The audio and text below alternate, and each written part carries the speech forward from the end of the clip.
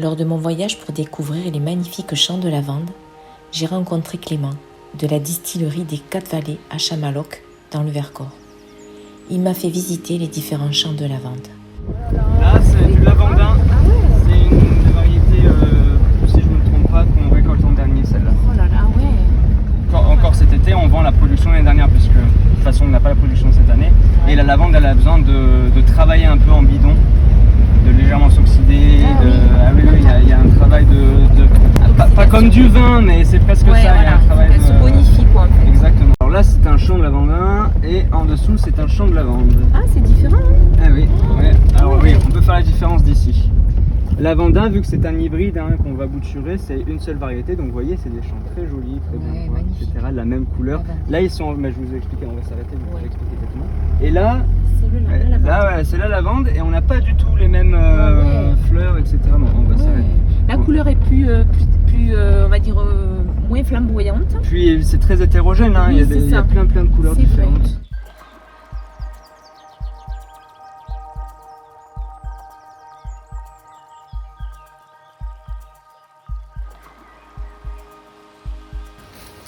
Ce qu'il faut récolter pour avoir le maximum d'huile essentielle, vous voyez, on a encore, celles-là elles sont fanées et là elles sont en pleine fleur. Donc là vous récoltez tout quand même. Là on récolte la tige et la fleur et on laisse 5 cm de verre. Ouais.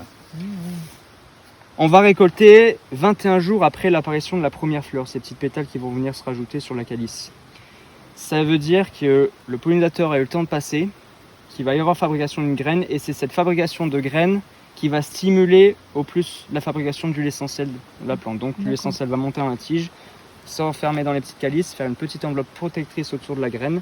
Et c'est à ce moment-là qu'on est sûr de pouvoir récolter. Alors il faut qu'il fasse chaud, il faut que ce soit 21 jours avec la première fleur ou aux 3/4 de la floraison. Vous voyez là, elle est bien plus fanée, donc c'est aux 3/4 de la floraison. On va pouvoir récolter là dans la semaine prochaine, début de semaine prochaine, on va récolter la lavande. Voilà. Là, si vous frottez, si vous amusez à prendre un petit peu à frotter entre vos mains, on va éclater les petites capsules qui renferment l'huile essentielle, comme on fait lors de la distillation, comme fait la vapeur lors de la distillation. Et on a la lavande. Voilà, donc là, c'est typiquement un champ de lavande fine de population, voilà, avec une diversité génétique. D'accord. Donc une cinquantaine de variétés différentes, à peu près. Voilà. C'est vrai qu'après, on va dire, au niveau de l'esthétique, le lavandin est plus beau. Ah, mais le lavandin, c'est ce qu'on croise tout la vallée du Rhône, plateau de Sceaux, plateau d'Albion, principalement, c'est du lavandin. La lavande, elle pousse au-dessus de 600 mètres d'altitude. Tout ce qui est en dessous de 600 mètres d'altitude, ce ne sera pas de la lavande. Quand on a appelé, un peu, il nous disait qu'il y avait beaucoup trop plu et que la lavande risquait de s'être abîmée. Alors, oui, le problème, c'est quand il pleut trop et qu'on a l'huile essentielle, ça va redescendre l'huile essentielle. La plante, elle va se dire, j'ai plus besoin de protéger ma graine de la chaleur, il pleut. Donc, elle va faire redescendre l'huile essentielle. Et le problème, c'est que quand il y a des grosses pluies torrentielles, les tiges, elles vont venir se coucher, tomber dans la boue par terre, sur les côtés. Et après, c'est plus récupérable, c'est plus disséable. Ça vient pourrir par terre. Donc, le gros problème, il y a un problème de sécheresse. S'il fait trop sec, nous, quand on plante ou quand on sème au printemps, ça ne sort pas forcément.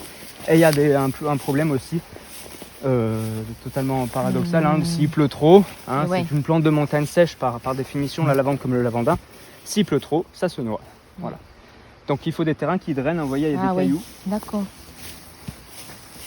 C'est des terrains qui drainent beaucoup l'eau, qui ne retiennent pas l'eau. Voilà. S'il y a trop d'eau, nous on a des champs où il y a une rivière qui a débordé dessus.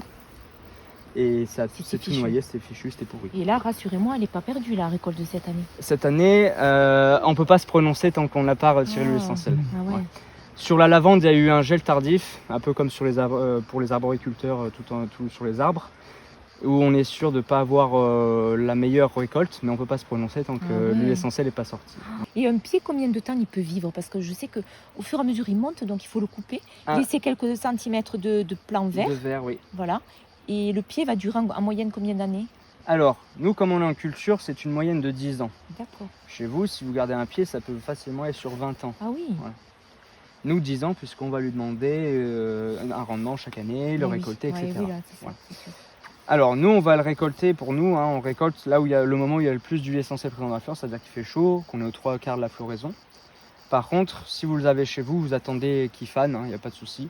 Et même pour la lavande, vous pourrez récupérer la graine si vous attendez que ça fane, etc. Après, vous tapez, vous tamisez, et vous pourrez ressemer et ça va planter. Depuis quand on utilise la lavande en huile essentielle? En huile essentielle, ça fait très très longtemps. Ah ouais, voilà. On peut remonter à l'époque romaine où les Romains utilisaient la lavande pour parfumer leurs bains. Oui. On peut remonter encore plus en arrière, depuis toujours.